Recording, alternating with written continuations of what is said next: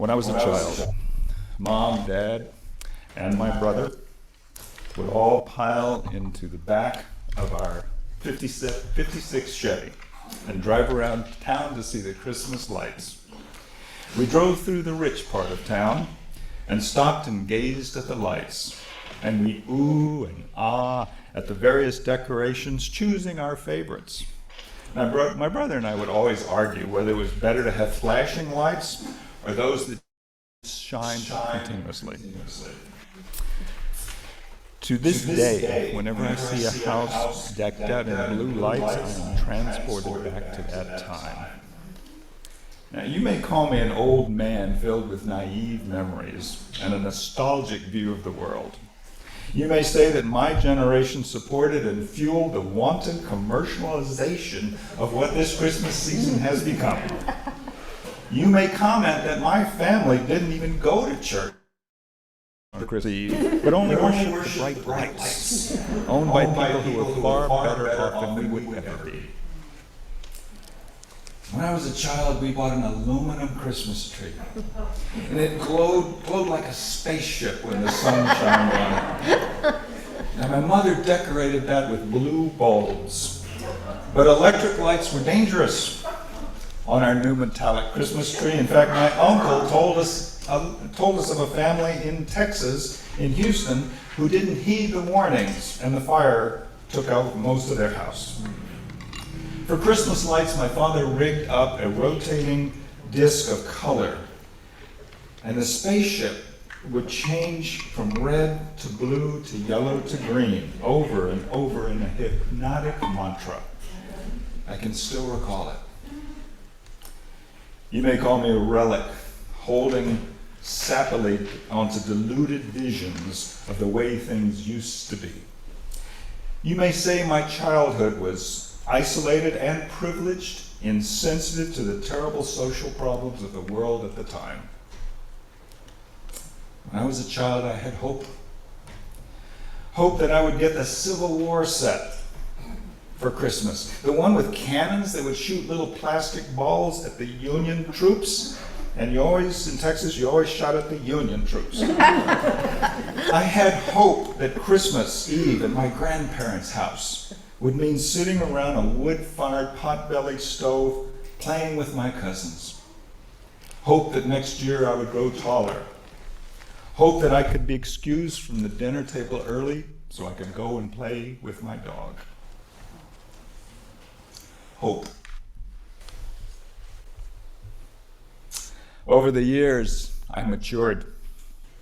I acquired a whole bunch of unchildish-like attributes of doubt, suspicion, sarcasm, how to ridicule somebody, how to behave in a group, how to succeed in school, how lying feels, how to treat other people as I would like to be treated myself. But I always had hope.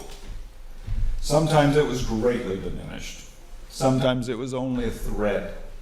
Sometimes it was the only thing that got me through a crisis at all, but I held on to hope.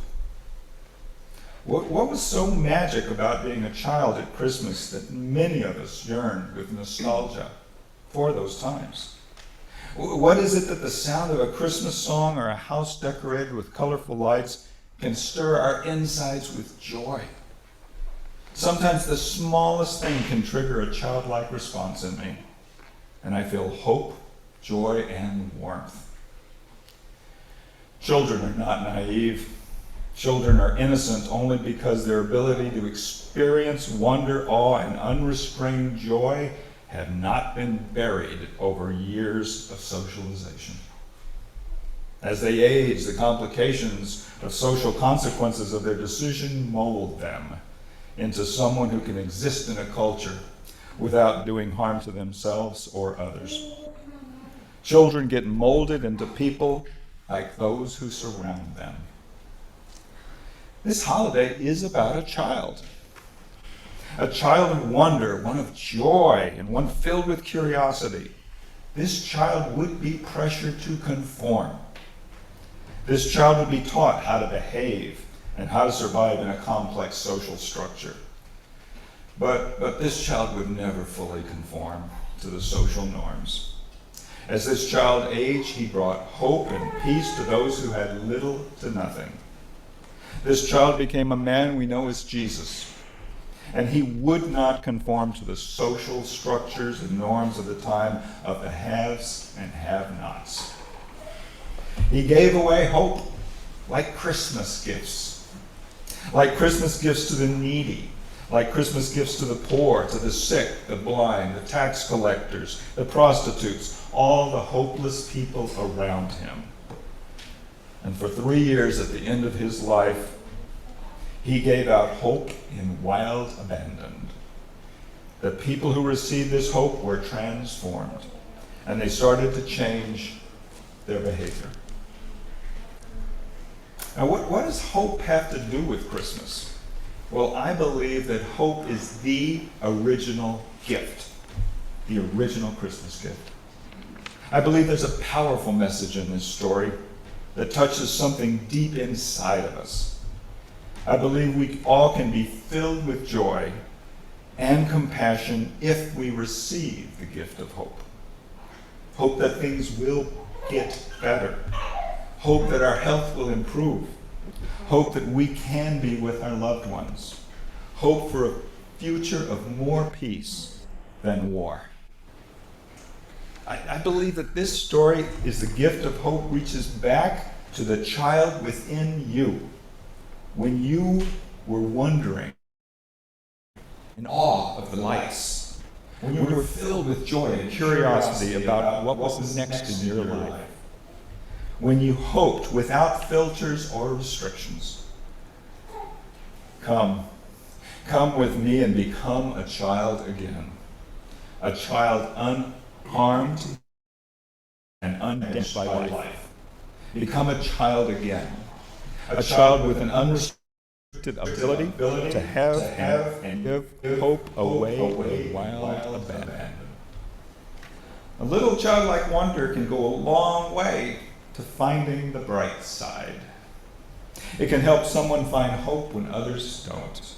It can help others choose to see the positive things in life regardless of the difficulties and challenges faced. Ultimately, it's about seeing the silver lining in those gray clouds overhead. You just keep looking. One great line from the book, The Little Prince, says it this way: all grown-ups were once children, but only a few of them remember it. But it's never too late. 2,000 years ago, a child of God was born, and he was named Jesus.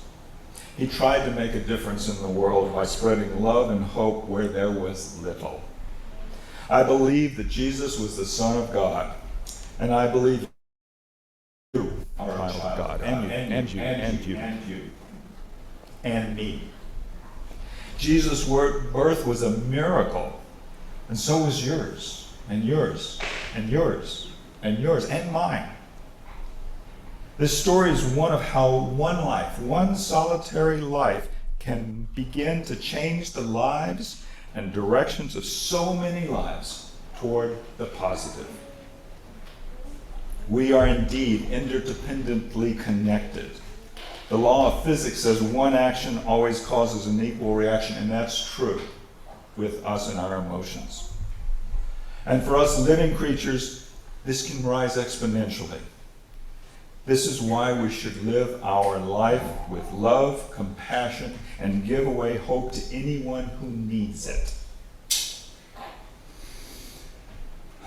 My prayer for all of you this season is that you become a child of wonder, filled with love and hope. My prayer is that you use your one precious life to try and make a difference by giving away hope to everyone you meet that needs it. Love each other. We need each other. Give hope to each other.